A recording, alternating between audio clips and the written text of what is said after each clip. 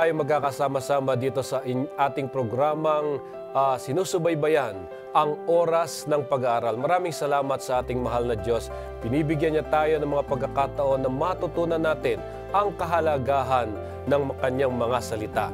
Ako po si Pastor Jose Zabat Jr., ang inyong makakasama, at kasama natin si Pastor Nestor Ilioma, ang ating professor sa Biblia dito sa Manila Adventist Medical College.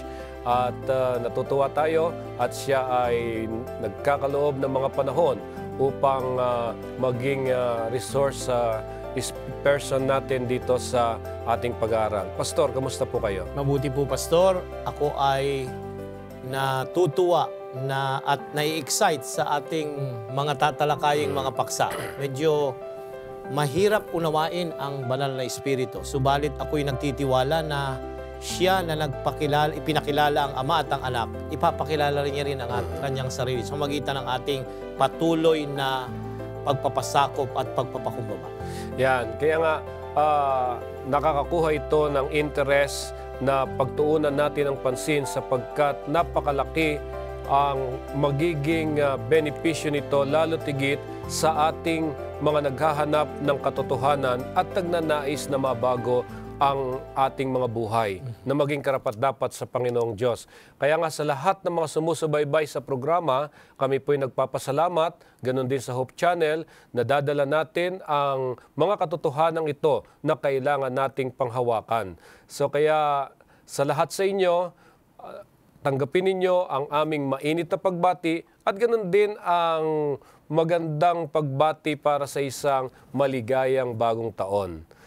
Nasa pangalawang serye na tayo ng ating pag-aaral at ito ay may pinamagatang ang banal na espiritu gumagawa sa likod ng mga tagpo. Dito po ay ating pag-uusapan sa ating talakayan ang napakahalagang papel ng banal na espiritu sa buhay ng isang nagkasalang nilalang. Paanong ang banal na espiritu ay nangungusap, nagiging gabay at nagbibigay ng instruksyon sa ating araw-araw na pamumuhay. Subalit, bago po natin tunghayan ito, atin munang hilingan si Pastor Ilioma na manalangin. Tayo po ay manalangin. Mapagmahal naming Diyos na patuloy na umaakay sa bawat isa sa amin sa kabanalan, ay pahintulutan ninyo sa sandaling ito na makaulayaw namin ang inyong banal na Espiritu.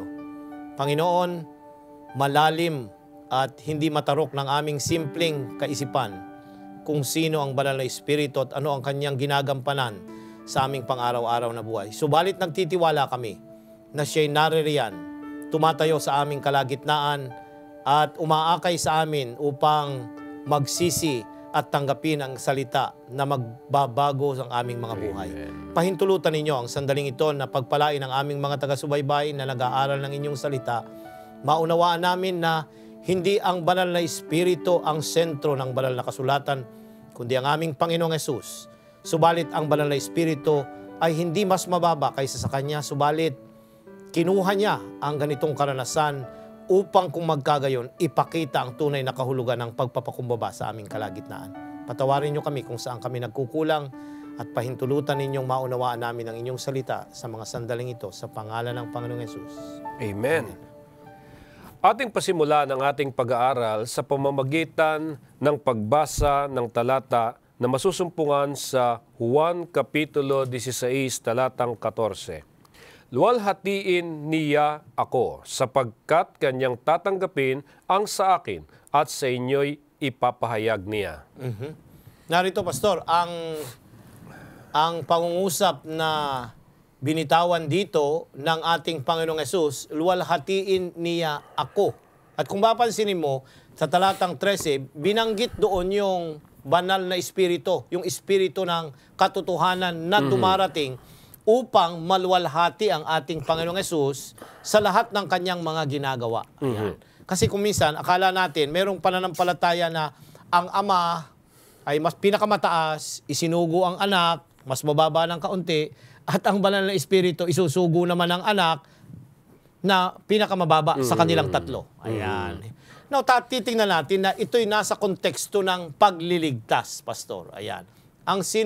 Kung papansinin niyo, sino yung nagmahal? Doon sa John 3:16. Ganun na lamang ang pagsinta, pagmamahal ng Diyos na kanyang isinugo ang kanyang bugtong na anak.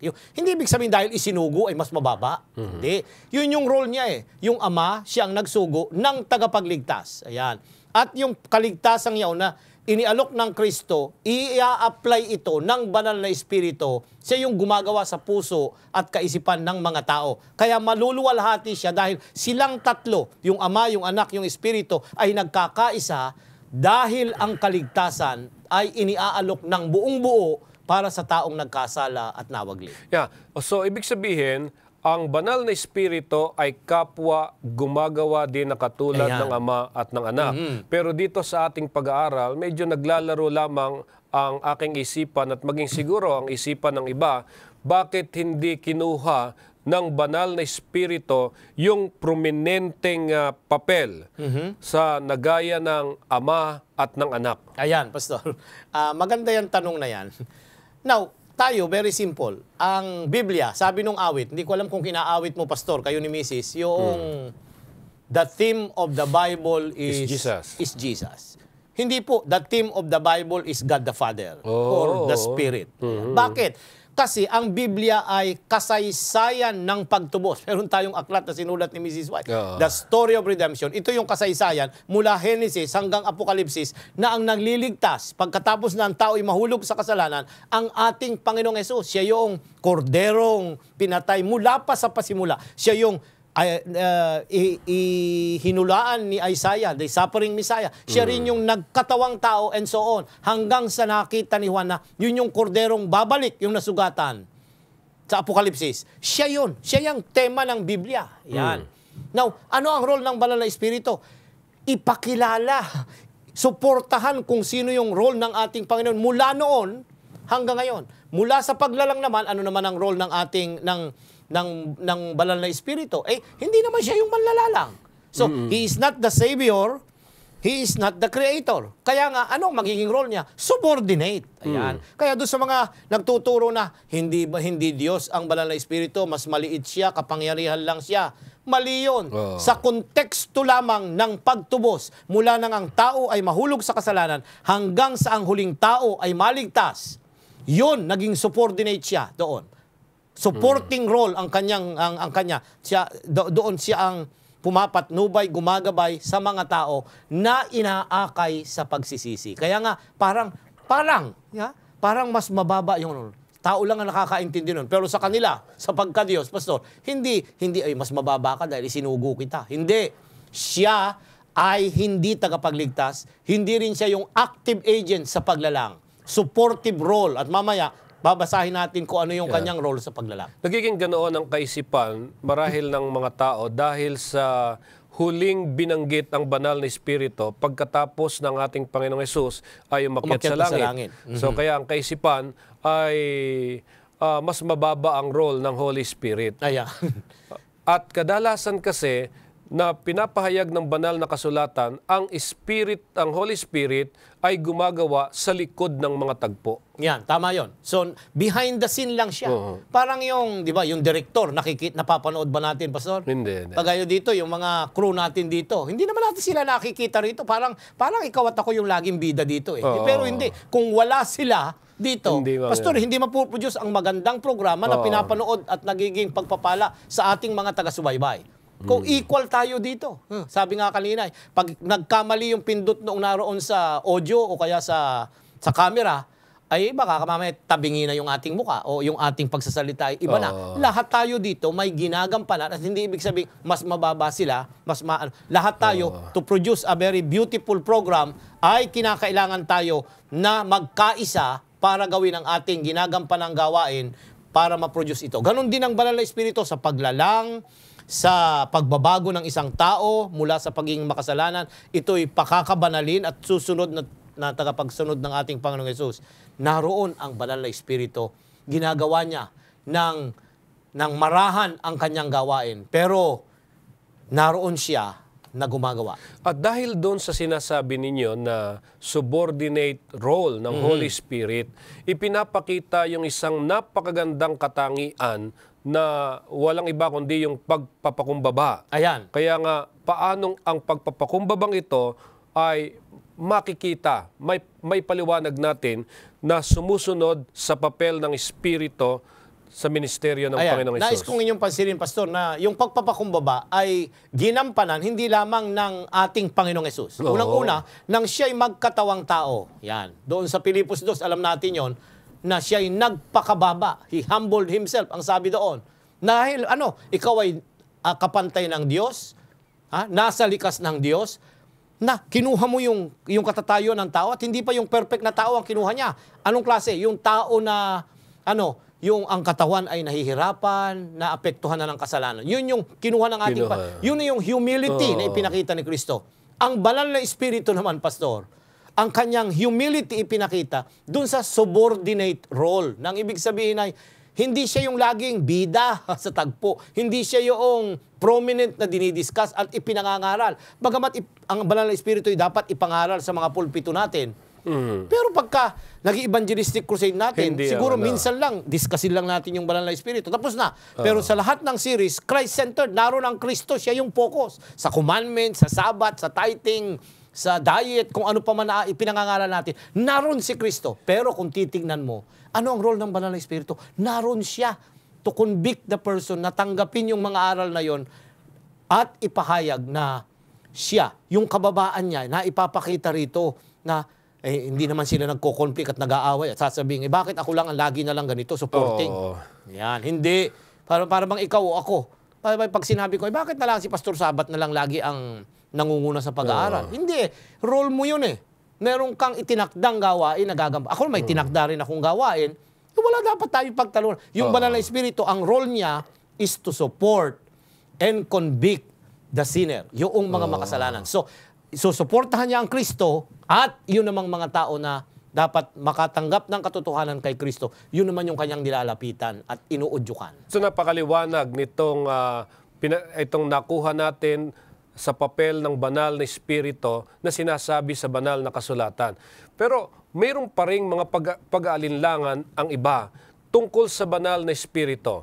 Meron ngang nagtatanong kung ang banal na espiritu ay Diyos na katulad ng Ama at ng Anak, bakit walang ipinakikitang yung bang pagiging persona, yung pagkatao ng banal na espiritu? Kung ang banal na espiritu daw ba ay may buto at may laman, nakatulad rin ng nakita sa Panginoong Hesus. Ayan, bibitinin natin ang kaunti, Pastor, dahil ang susunod na paksa sa third lesson natin ay yun, tinutukoy ang pagka-Diyos ng banal na espiritu. Kaya hindi natin ibibitin lang natin ang kaunti. Dahil sa susunod na pagtalakay, i-concentrate natin doon kung ano yung identity at personality ng banal na espiritu. Kung bakit ko naman na ipasok ito sapagkat dito sa banal na kasulatan ay binabanggit o nilalarawan na ang banal na espiritu ay hangin. Ayan. So, kaya nga ito yung katanungan na bakit ang banal na espiritu ay nilalarawan bilang isang hangin?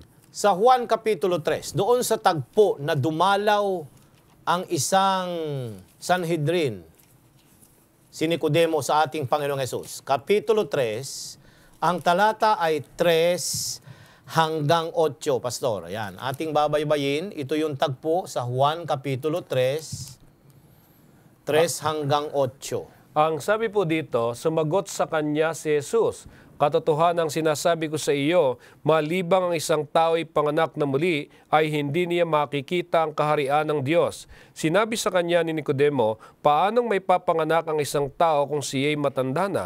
Makapapasok ba siyang muli sa tiyan ng kanyang ina at ipanganak?" Sumagot si Jesus, "Katotohanang sinasabi ko sa iyo, malibang ang isang tao ay panganak ng tubig at ng Espiritu, hindi siya makakapasok sa kaharian ng Diyos." Hanggang 8. Ang ipanganak ng laman ay laman at ang ipanganak ng Espiritu, Espiritu. Huwag kang magtaka na aking sinabi sa iyo, kailangan kayo'y panganak na muli.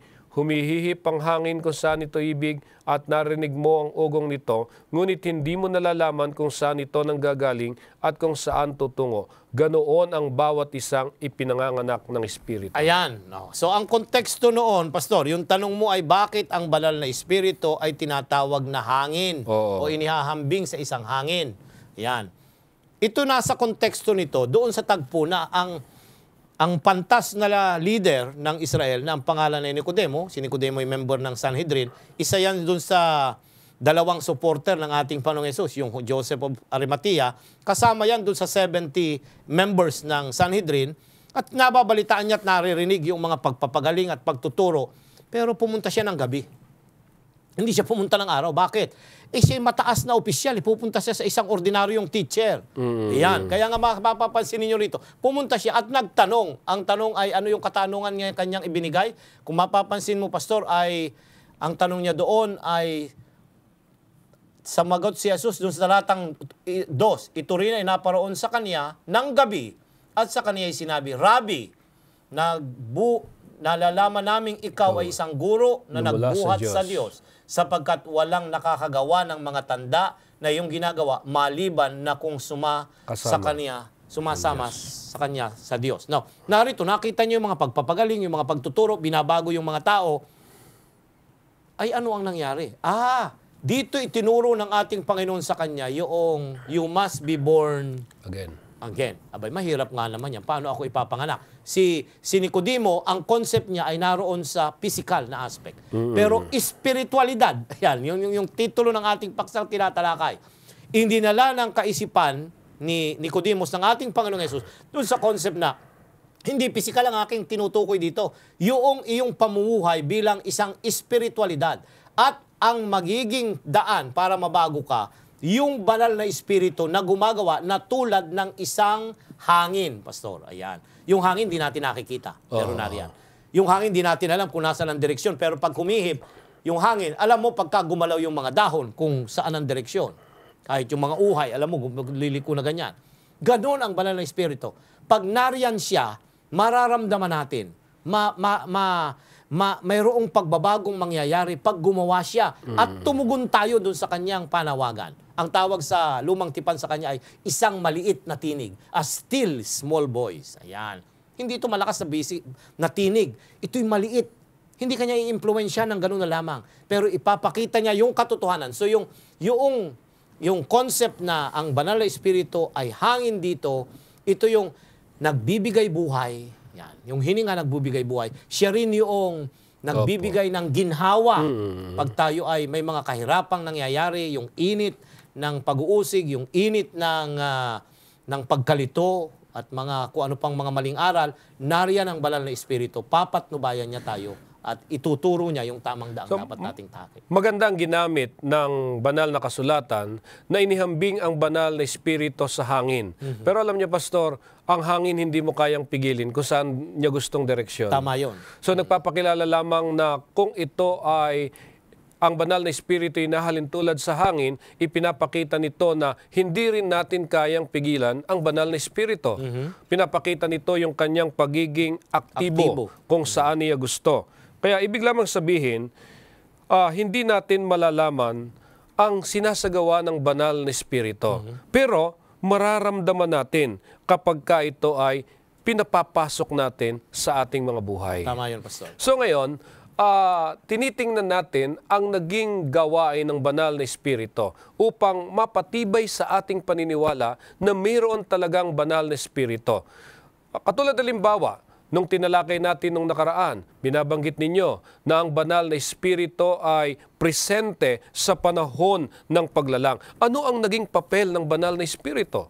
Ayan, Pastor, sa tala ni Moses sa kanyang unang aklat sa Genesis, Kapitulo 1, ang talata ay 2. Ang lupa ay walang anyo at walang laman, at binalot sa kadiliman ang kalaliman, samantalang ang Espiritu ng Diyos ay kumikilos sa ibabaw ng lupa. Ano raw? So sa paglalang, sa pasimula, Pastor, ay naroon na ang banal na Espiritu. Naroon din siya. Kumikilos din siya. Hindi siya yung nagsalita na let there be light and there was light. Hindi. role yun ng anak. Oo. Hindi role ng ama yun. Yung iba na siya, Diyos ang nagsabi dyan eh. Pero yung nagsasalita diyan, yung verbo. Now, pasindin natin, yung banal na espiritu dito, Pastor, ang espiritu ng Diyos ay sumasa ibabaw ng mga tubig. Ang ibig sabihin, may kaguluhan, may chaos, merong deform, hindi pa maayos, void. Ang banal na espiritu naroon, iniaayos niya yung mga bagay na dapat mangyari. Para ang paglalang ng Diyos ay maayos at ang resulta nito ay maayos. Yun yung role niya. Hindi siya, ay tumabi ka dyan, ako naman ang magsasalita. Hindi. Siya yung naroon na, tinutulungan niya. They were cooperatively working. They are united in creation. Ayan. Yung Ama, yung Anak, at ang banal na Espiritu. So, tingnan natin itong katangian katulad nito na ang kadyusan ay gumagawa sila na nagkakaisa sila sa mga papel na kanilang ginagampanan. Bakit kaya sa ating grupo, kung minsan ay may kanya-kanya tayong role, pero mayroong magsasalita dito, may magsasalita din doon na patungkol din sa iba't ibang bagay at nagkakaroon tuloy ng mga conflict. Hindi pagkaintindi. Ayan. Kasi wala tayo nung one purpose, one mind, and kasi ang banal na espiritu, yung likas ng Ama, yung likas ng anak. At likas ng banal na espiritu, iisa, kagaya ng omnipresence. O naroon sila. Yung eternal, naroon. Okay. So, iisa yun. Hindi sila pwedeng contradictory na sabi nung ayoko dyan, dito tayo. Hindi eh. Kung pumunta doon, lalalang ang Diyos, naroon silang magkakasama. Hindi pwedeng iniiwan. Nililigtas ang tao sa kasalanan, ito rin ang focus nila. Magkakasama sila. So, ibig sabihin, katulad halimbawa sa isang iglesia na meron tayong itinalaga ng mga tao na may iba't ibang role, napakagandang basihan natin ang pamamaraan ng kadyusan upang magtagumpay yung ating mga gawain. Tama yun. Hindi yung nagpapagalingan, Pastor. Hindi yung, pag wala yan, wala ako, wala yan. Hindi. Meron, gampanan mo yung iyong gawain. Yung papel mo. At meron din ginagampanan yung iba. Huwag mo sasabihin, walang ginagawa yan si Pastor Sabat, ako lang. Hindi po, pagkaganoon, ay self-centered, self-promotion na yun. Mamaya ay sa pagwawakas, hating didiscusin yun. Sapagkat mahalaga yun na yung humility, yung love, and cooperation makita. At ito'y nakikita sa role ng banal na espiritu. Bigyan natin yan ng panahon para dito sa ating pag-uusap upang sa ganon makita natin ang napakagandang aplikasyon na ipinahahayag ng banal na kasulatan tungkol sa kadyusan, lalo tigit sa papel ng banal na espiritu. Kung ang banal na espiritu ay naging aktibo sa panahon ng paglalang, aktibo rin ang banal na espiritu sa muling paglalang. Ayan, yung muling paglalang o yung pagbabago ng mga taong napakasalanan, yung pagiging likas natin. Pagbabago ng ating puso at isipan. Yan. Sa Roma Kapitulo 8, napaka-importanting kapitulo ito, Pastor, sa Bagong Tipan. Sa pag-aaral ng kaligtasan at ng role ng banal na espiritu, narito, Pastor, Roma Kapitulo 8, ang talata ay 14 hanggang 16. Sapagkat ang lahat ng pinapatnubayan ng Espiritu ng Diyos ay sila ang mga anak ng Diyos. Sapagkat hindi kayo tumanggap ng Espiritu ng pagkaalipin upang muling matakot, kundi tumanggap kayo ng Espiritu ng pagkupkup, na dahil dito'y tumatawag tayo, Aba, Ama. Ang Espiritu mismo ang nagpapatotoo kasama ng ating Espiritu na tayo'y mga anak ng Diyos. Ayan, Pastor, dito sa Roma Kapitulo 8, Pastor, merong dalawang concept kasi rito, yung concept ng adoption. Yung paano tayo nagiging kabahagi ng sambahayan ng Diyos. Ayan, so papansin niyo, ang tunay na anak ng Diyos, ang ating Panginoong Hesus. Tayo, mga adopted. Yun yung concept na ipinasok ni Pablo rito sa Kapitulo 8. We are adopted into the family. Paano tayo ina-adapt? Ang saksi, ang banal na espiritu, alam nyo, pag mag-a-adapt ka ng anak ngayon dito sa lupa, pupunta ka sa korte, may saksi na pinatututuhanan na kaya mong buhayin, lahat yan. Yun ang role ng banal na espiritu. Siya yung nagpapatutuo. At kung papansin niyo ito, this is a Roman background. Yung buying back, 7 beses ito. Merong 2 term dito. We do not go to the term anymore. Yung kunyari, yung anak ay papa-adapt mo, 7 beses yan. Pabalik-balik. Ibigay, adapt hanggang mawala yung visa nung tatay na original. at pag-aari na. Eh sinong magiging saksi doon? Yung banal na espiritu yung saksi para maging totally na ikaw ay pag-aari na ng Ama. Ayan. Hindi ka na pag-aari ng kung sino paman. Ito yung pagbabago, ito yung recreation na kaya nga hindi lang isang beses. Kung titingnan mo yung process dito ay 2, 3, 4, hanggang 7 beses na babalik ka. Binabalik ka. Di ba kung minsan babalik ka pa sa dati mong buhay, nagkakamali ka pa rin. Pero yung perfect ang banal na espiritu yun, hanggang ikaw ay maging kompleto na kay Kristo at nabago ka ng kanyang biyaya. Nariyan siya, tutulungan kay sasaksi siya na ikaw ay mulit-muli ay lilikhain kanyang bago. Ayan. So kasi ang pagnanais ng Diyos, ikaw ay maging karapat-dapat sa kanyang harapan. Subalit nakita ko din ang isa sa napakahalagang papel na ginagampanan ng banal na espiritu ay yung pagtatayo ng sanktuaryo. So, paano natin sa lumang tipan. Yeah, sanktuaryo na naman kasi yung sanktuaryo, anong kinalaman nitong simbolo ito noong Kristo na magkakatawang tao. Kaya nga yung Emmanuel, God sanctuaried with us. God dwelt with us. Yun ang ibig sabihin nun eh. Sa Exodus 31 talatang 1 hanggang 5, Pastor. Sabi ay ganito, tingnan mo aking tinawag sa pangalan ni Bezalel, na anak ni Uri, na anak ni Hur, sa lipi ni Huda. Aking pinuspos siya ng Espiritu ng Diyos na may kakayahan, katalinuhan, may kaalaman sa iba't ibang uri ng gawain upang magdibuho ng magagandang disenyo, upang gumawa sa ginto, sa pilak at sa tanso, upang umukit ng mga batong pang-inggaste, upang gumawa ng mga nililok na kahoy at upang gumawa sa lahat ng sari-saring gawain. Para sa ating mga taga-subaybay, marahil ay walang masyadong background. Paglabas ng, alam nyo, ang aklat ng Exodus ay nahati sa 3 bahagi, Pastor. Yung unang 19 na chapter, ito yung deliverance sa Egypt. From 20 to 24, ito yung tinatawag nating giving of the law. Yung pagbibigay sa Sinai. 25 to 40, ito yung sila ay nasa sanktuaryo. Dahil nagkakasala pa rin ang tao. Dahil nagkakasala pa rin ang tao, kinakailangan meron yung namamagitan. So, may priesthood, may reconciliation, and forgiveness of sin, yung pagpatay.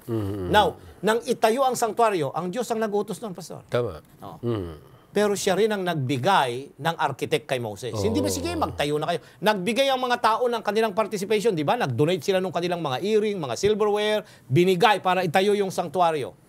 Pero si Moses kumuha ng 2 architect, si Aholayab at saka si Bezalel. Pero itong mga ito, pinatnubayan ng Diyos sa pamamagitan ng kanyang banal na espiritu. Ano ang naging role ng banal na espiritu? Pastor, ang sanktuaryo, ito yung miniature of the plan of salvation. Ipinapakita nito yung maliit na plano ng pagliligtas ng Diyos. Ayan. So may mga pagpatay, may pare, may mga linin na mga bakot, may mga table of candlestick, may ilaw at kung ano, may mga sakripisyo doon. Paano ito na-design sa pamamagitan ng karunungang ipinagkaloob at patnubay ng banal na espiritu? Ang tanong mo kanina, anong naging role ng banal na espiritu? Napakalinaw, Pastor. Siya yung nagbigay ng dunong, yung pagdidesign. Like for example, bibigyan kita ng specific, yung altar of burnt offering. Yung sukat. Yung sukat. At saka kung paano, alam niyo kung titingnan niyo yung altar of burnt offering, Pastor, may mga parang kaliskis doon sa gilid niya. Ito yung mga censer nung mga nagrebelde na pinitpit. Yung mga ayaw sumunod kay Moses noon, kasi sila din ay mga galing sa Panginoon, sabi nila, yung mga nagrebelde, pinitpit yung kinain sila ng lupa. Nakuha yung mga censer, pinitpit. Ang sabi nitong 2 architect, pitpitin ninyo, idikit. Because the sanctuary, yung altar of burnt offering is a symbol of Calvary. And Calvary is founded on the rebellion of people. And in heaven, nagrebelde rin ang kaaway. So doon pa lang ipinapakita, yung banal na espiritu, siya yung nagpapaaninag noon. Hindi siguro maintindihan nung si Aholayab at si Bezalel yung inner concept. Pero ngayon, naiintindihan na natin na ultimong yung tinapay, ultimong yung menura, yung 7 candlestick, simbolo, pati yung mga insenso, lahat doon ibinigay na kaisipan dahil pinatnubayan ng banal na espiritu yung pagpapahayag kung ano yung simbolo ng pagliligtas ng Diyos sa kanila. So yung banal na espiritu, maganda ang kanyang role nagbibigay karunungan, pinapakilala ninyo ko yung tama sa mga tao na nagpapagamit. Ayan, sa Kanya.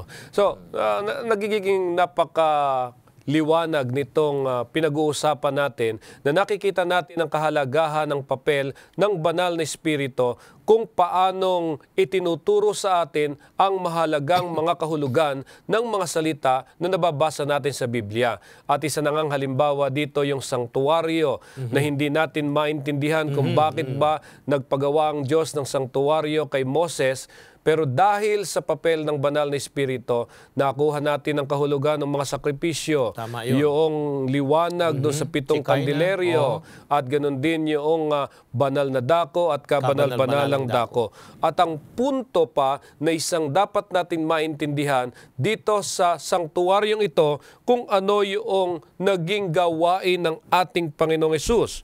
Ano yung turo ni Hesus tungkol sa gawain ng banal na Espiritu sa kanyang ministeryo. Dito sa Ebanghelyo, Pastor, 4 yang sumulat, Matthew, Mark, Luke, and John. Si Juan ang nag-focus at sumulat ng 14, 15, 16. 3 kapitulo ang kanyang i-concentrate para ipahayag kung ano yung turo ni Kristo tungkol sa banal na Espiritu. 1, kapitulo 16. Now, tingnan natin, ha?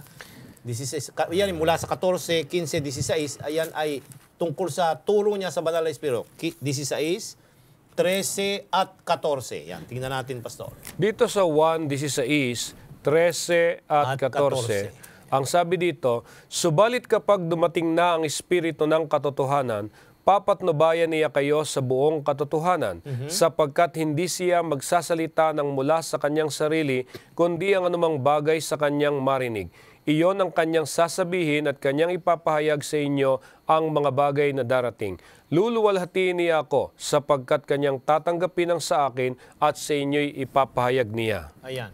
So narito, Pastor, ano daw ang role? Magsasalita ba siya at magtuturo ng kanyang sariling turo ang banal na Espiritu? Hindi. Anong ituturo? Yung ipinahayag ni Kristo, yung narinig nila, yun din ang ipapaalaala ng banal na Espiritu. Ano yun? Yung narito sa banal na kasulatan. Hindi magi-introduce ng bagong katotohanan ang banal. Ididiin ko yan, Pastor, kasi kung minsan may mga kapatid na I have a vision from the Lord. Meron akong barkada nung nasa college kami. Ay kalagitnaan ng midweek, ay prayer meeting, ay biglang tumayo. Doon sa PUC sa Silang, nandun pa kami sa gym, yung paang church, no, wala pang PIC. Ay kalagitnaan ay nagtaas ng kamay. Ay kami ako yung hiyang-hiya. Bakit? Ay talagang I have a vision from the Lord. Ay nako, may aral siyang iba.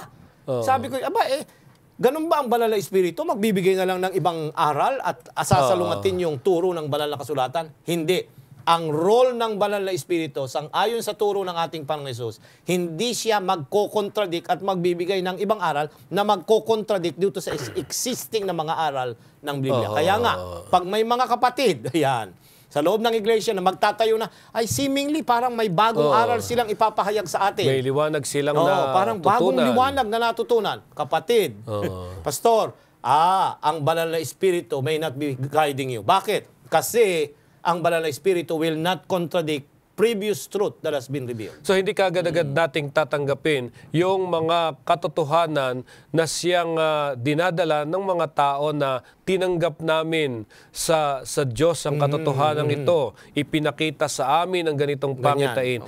Kundi naalala ko yung sinasabi sa Biblia rin na subukin ninyo kung anong espiritu mayroon sila. Tama yung Pastor. Sa 1 Tesalonica, Kapitulo 5, sabi doon, ay subukin ninyo ang bawat espiritu. Espiritu kasi ang nasa likuran nun ang masama. Anong espiritu? Kasi meron ding masamang espiritu.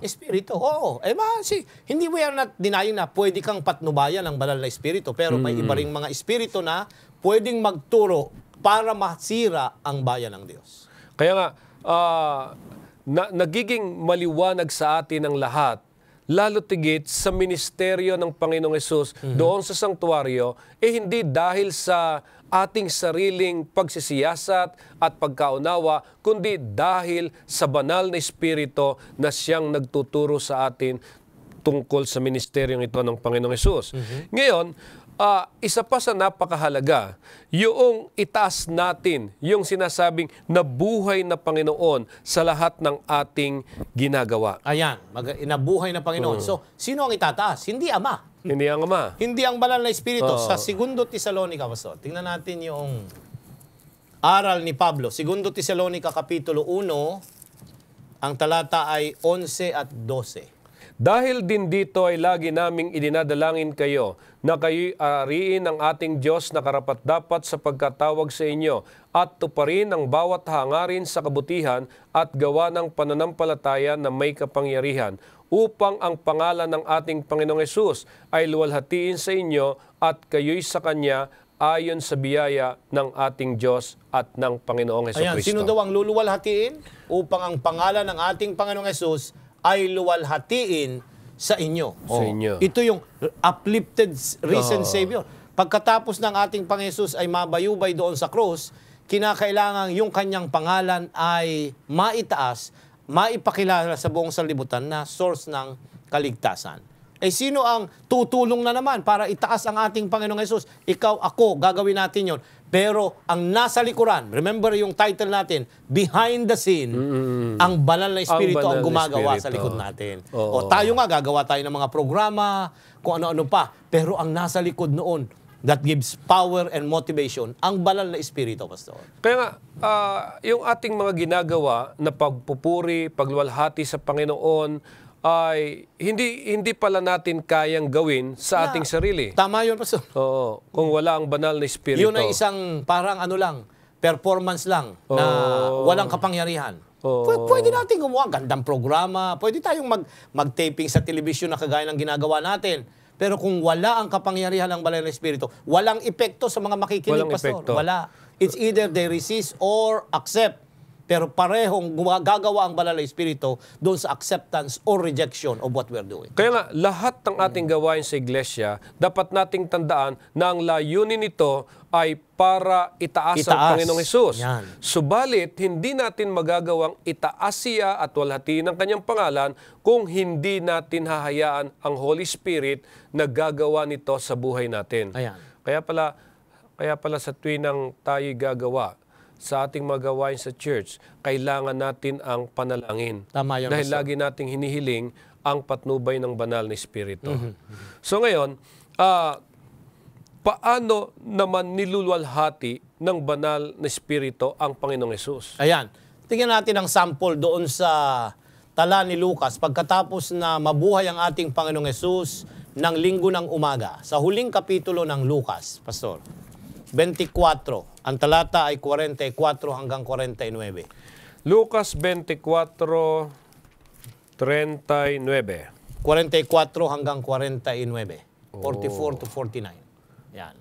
Pagkatapos ay sinabi niya sa kanila, ito ang aking mga salitang sinasabi ko sa inyo. Noong ako'y kasama pa ninyo na kailangang matupad ang lahat ng mga bagay na nakasulat tungkol sa akin sa kautusan ni Moses, sa mga propeta at sa mga awit. At binuksan niya ang kanilang mga pag-iisip upang maunawaan nila ang mga kasulatan. Sinabi niya sa kanila, ganyan ang nasusulat na kailangang magdusa ang Kristo at muling mabuhay mula sa mga patay sa ikatlong araw, at ipangaral ang pagsisisi at pagpapatawad ng mga makasalanan sa kanyang pangalan sa lahat ng mga bansa mula sa Jerusalem.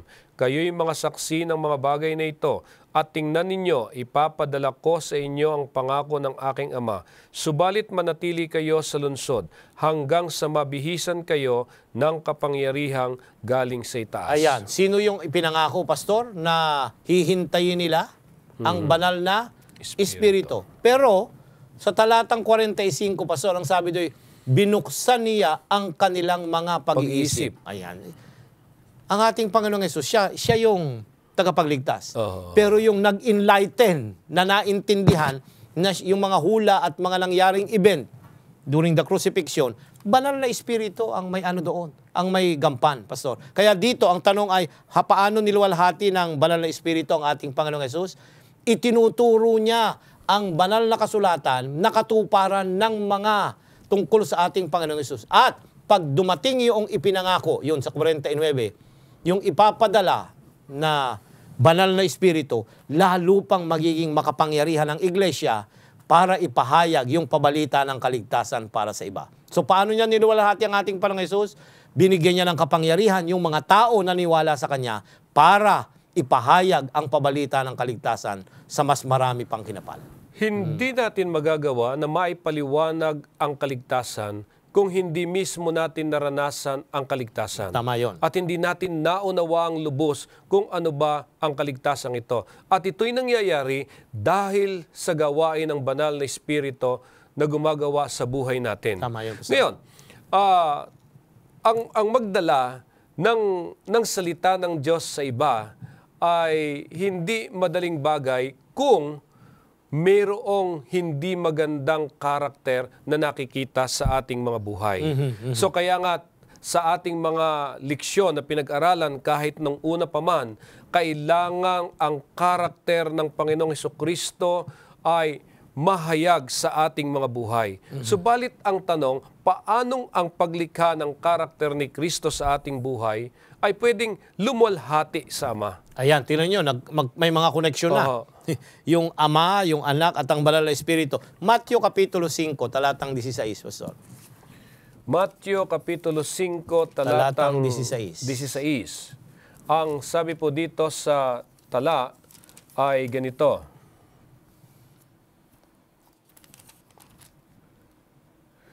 Paliwanagin ninyo ng gayon ang inyong ilaw sa harap ng mga tao upang makita nila ang inyong mabubuting gawa, alwalhatiin nila ang inyong Ama na nasa langit. Ayan. Ano daw?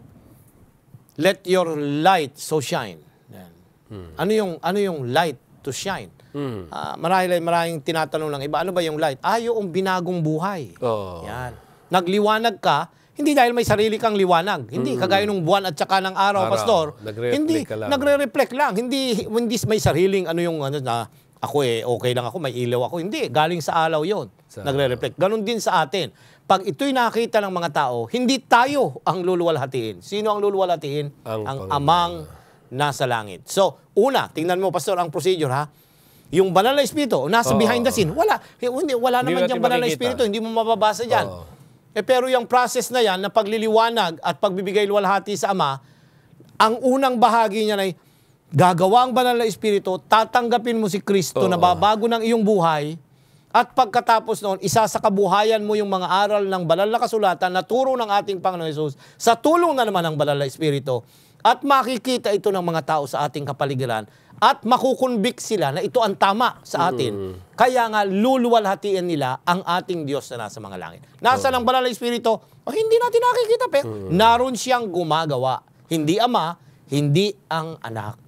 Pero ang bottom line ay hindi gagawa ang Banal na Espiritu kung hindi mo bubuksan ang puso mo at sihayaang gumawa sa buhay mo. Tama yon. So ano naman ang magiging role mo para nun ay maging matagumpay ang paggawa ng Banal na Espiritu? Ayan. So, submission ang magiging role ng tao, Pastor. Kung tatanggapin natin na may kababaang loob ang sakripisyo ng ating Panginoon Hesus, gagawa ang Banal na Espiritu sa ating mga kaisipan. Pag-aaralan natin ito at yung mga susunod na pag-aaral, yung bunga ng Banal na Espiritu ay marireproduce sa atin. Yun yung karakter, Pastor, ng ating Panginoong Hesus. Ayan. So yung bungang tinutukoy doon, buhay yon ng ating Panginoong Hesus. At naroon, may 7 area yung bunga. Isang bunga lang, pero yung may iba't ibang mga bahagi na makikita sa ating mga buhay. So napakaganda yung tinatalakay natin na nakikita natin yung ugnayan ng Ama, ng Anak at ng Banal na Espiritu na kung saan hindi natin unang nakita paano gumagawa ang Banal na Espiritu sa pamamagitan ng pagluwalhati sa Anak. At ganun din naman pagluwalhati sa Ama. At ang pamumuhay ng karakter o ang pananatili ng karakter ni Kristo sa ating mga buhay. Yan. Na ito ay ginagampanan ng Banal na Espiritu. Hindi maluwalhati ang Ama at ang Anak, Pastor, kung hindi gumagawa ang kaluwalhatian nila, nakadepende sa Banal na Espiritu. Kaya yung nagsasabi na mas mababa siya, hindi. Nakadepende ang Ama at ang Anak sa Kanya. Hindi po siya, nakadepende siya doon sa dalawa. Hindi. So kaya nga, dito sa ating pag-aaral, nakikita naman natin ngayon yung tinatawag natin kanina pa na subordinate role ng Banal na Espiritu. Na itong papel na ito ay nagtuturo sa atin na gumawa para sa kanyang misyon at maglingkod sa iba? Ayan, Pastor. Pag tayo'y naging kabahagi ng iglesia, tinanggap tayo ay nagiging misyonero. Ayan. Ang sabi nila, ano ang misyonero? Ito yung tao na may Kristo sa kanyang puso. So si Kristo na naman doon. Paano yung naging Panginoon si Kristo sa kanyang buhay? Ang banal na Espiritu ay naroroon. Ayan. So nagtrabaho siya para tayo ay tumanggap sa ating Panginoong Yesus. Now, ang tanong ay paano natin yung role ng banal na Espiritu ipapakita rin doon sa ating role pag kayo nagpa-participate sa gawain. Ayan.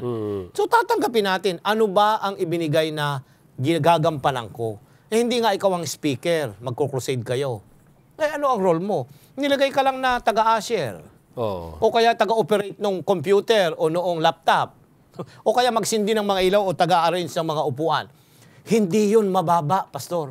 Yun ay kasing halaga nung tumatayong pastor na nagsasalita doon. Ikaw na nag-a-usher, ikaw na nananalangin doon sa isang sulok, ikaw na nag-aayos ng pulpito, ikaw na nag-i-invite ng mga tao at pinapapasok, naglilista ng mga attendance.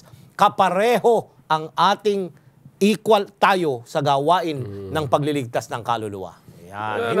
Hindi bida yung nagsasalita. Hindi. Lahat ng gumagawa na may kababaang loob, ginagamit ang kanilang talento na binigay ng Diyos, doon makikita yung kanyang misyon at paglilingkod. At sa ganitong paraan ng pagsasaayos ng paggawa ay nakikita natin kung paanong gumagawa ang banal na Espiritu para sa pagtatagumpay ng misyon ng ating Panginoon. Subalit, alam mo, Pastor, ay kapag ikaw ay nangangaral ng salita ng Diyos at pagkatapos sa iyong pangangaral, ikaw ay nagkaroon ng maraming bunga.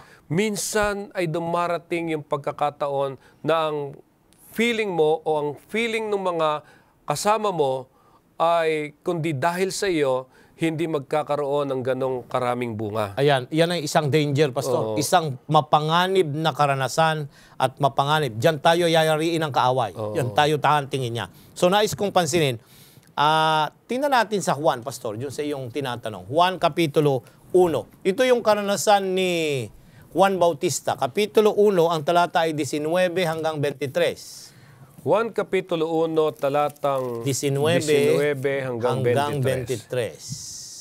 Itong patotoo ni Juan, nang suguin ng mga Hudyo ang mga pari at mga Levita mula sa Jerusalem upang siya'y tanungin, sino ka ba?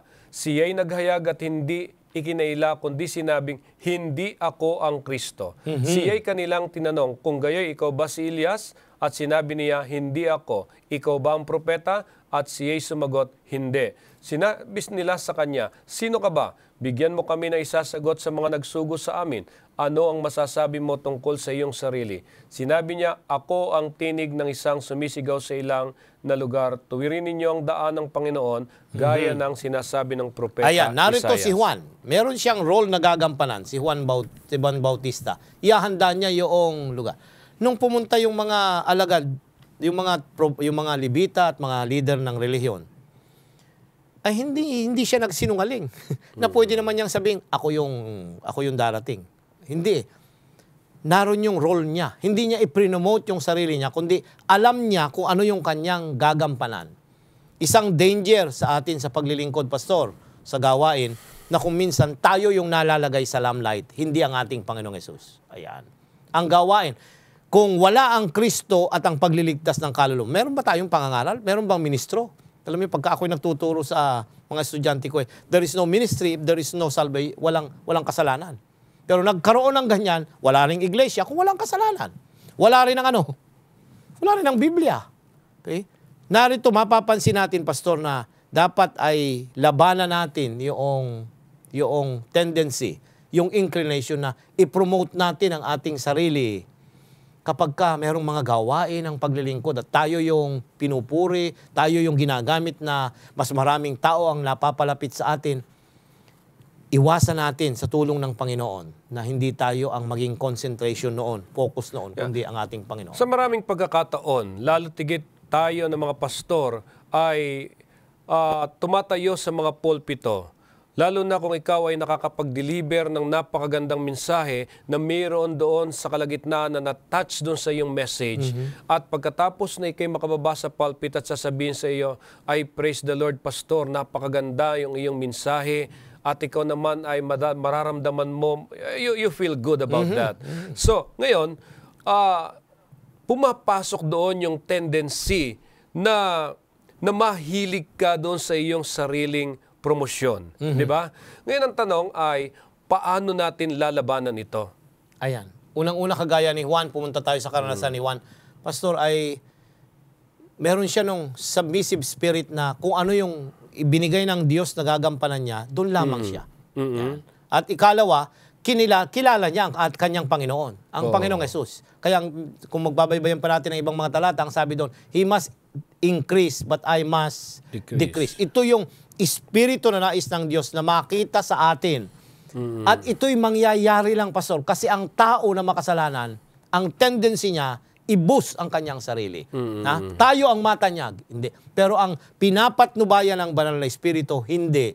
May kababaang loob na pwede kang kahit hindi ka ma-recognize, walang pagkamasama ang loob mo, ay nako, ito ay may reflection. Something is, may pride doon sa loob.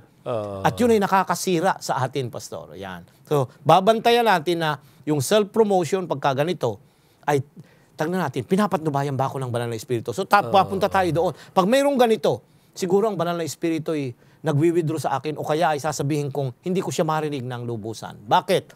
Kasi ang gusto ko, ako ang matanyag. Yeah. Kaya nga, napaka-mapanganib talaga, lalo tigit sa bawat isa na para bagang kabisado na niya yung kanyang sasabihin sa harapan ng mga tao na kung minsan ay makaligtaan niya na dapat ang banal na espiritu ang magsalita para sa kanya. Dahil ang tungkulin nating lahat ay maipakilala ang ating Panginoong Hesus. Maitanyag ang kanyang pangalan at ganun din ang Diyos Ama na katulad ng ginagawa ng banal na espiritu. So purihin ang Diyos sapagkat ginagamit tayo ng banal na espiritu na isang instrumento para maipakilala natin ang ating Panginoong Hesus.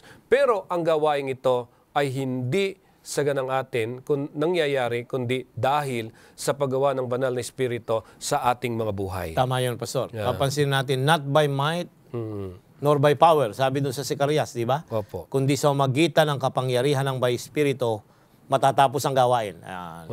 Kaya sa ating mga manggagawa, mga kaanib ng iglesia, kagaya ng banal na espiritu na nasa behind the scene. Yan. Ay, may mga role tayo. Hindi pwedeng lahat tayo bida. Hindi tayong lahat nandun sa pulpito o may mga part na ginagampanan o nakikita sa telebisyon. Hindi. Pero kung kayong nananalangin, kayong nagdo-donate, nagbibigay para matustusan ang gawain, is equally important kagaya ng mga nakikita ninyong nagpe-perform ng kanilang responsibility. Kasi naman ay nakikita natin minsan na ang ganda ng posisyon ng leader. Siya ay pinapupurihan ng iba. Minsan natutokso tayo, gusto rin natin maging katulad noon at nakakalimutan natin yung ating role. Na kahit hindi tayo yung leader, kahit tayo yung naroon sa mababang papel na ginagampanan natin, tandaan natin lahat, gumagawa tayo sang-ayon sa spiritual gifts na binigay sa atin ng Panginoon at ito'y kinikilos ng banal na espiritu. So kaya nga, huwag tayong managhili. Alisin natin yung pananaghili para maiwasan natin yung tinatawag na self-promotion. At hayaan natin, nagampanan natin ang kani-kaniyang role natin upang maitaas natin ang ating mahal na Panginoong Hesus. So kaya nga dito sa ating pag-aaral, natuklasan po natin ang kahangahangang naging papel ng banal na espiritu. Bagamat siya ay nasa likuran ng mga tagpo, pero naging napakahalaga ang kanyang papel sa paglalang at sa muling paglikha sa bawat isa sa atin upang gawin tayong bagong nilalang. Na kung wala ang ministeryo ng banal na espiritu, mga kaibigan, patay ang ating espiritualidad. At tayo'y walang kakayahang lumalhati sa ating Panginoong Diyos na lumikha at tumugon sa Kanya. Kaya nga, nais ko pong anyayahan kayong tumugon tayo sa panawagan ng banal na espiritu. Hatayaan natin siyang magkontrol ng ating buhay. Sa pamagitan nito, maluluwalhati natin ang Panginoong Hesus sa lahat ng ating ginagawa at mahayag ang bunga ng banal na Espiritu sa ating palaging pakikisalamuha sa ibang mga tao. Muli po, dito tayo magtatapos. Kinulang na naman ang ating mga oras para talakayin pang napakahalagang mga bagay. Pero yung susunod na leksyon, isa na namang abangan natin at napakaganda. Kaya nga't wag po kayong bibitiw, kundi lagi nating subaybayan ang programang ito. Tayo po'y manalangin. Dakila po naming Diyos, nagagala kaming pasalamatan kayo.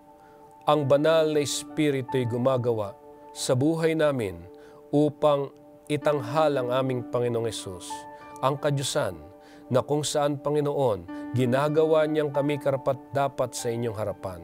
Nawa sana'y sa araw-araw ng pamumuhay namin, wag po kaming hayaang maging makasarili.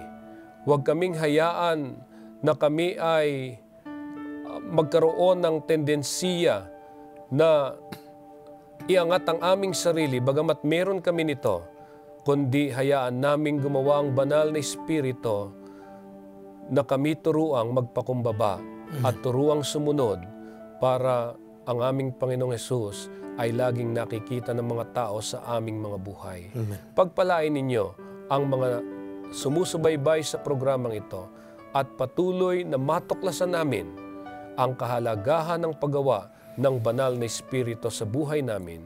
Ito po ang aming hiling sa pangalan ni Jesus. Amen. Amen. Muli po mga ginigiliw, maraming salamat sa inyong pakikisama sa atin hong talakayan at pagsubaybay sa programang ito. Maraming salamat sa iyo, Pastor Ilioma. Pagpalain kayo ng Panginoon at sumagana nawa ang inyong pamumuhay.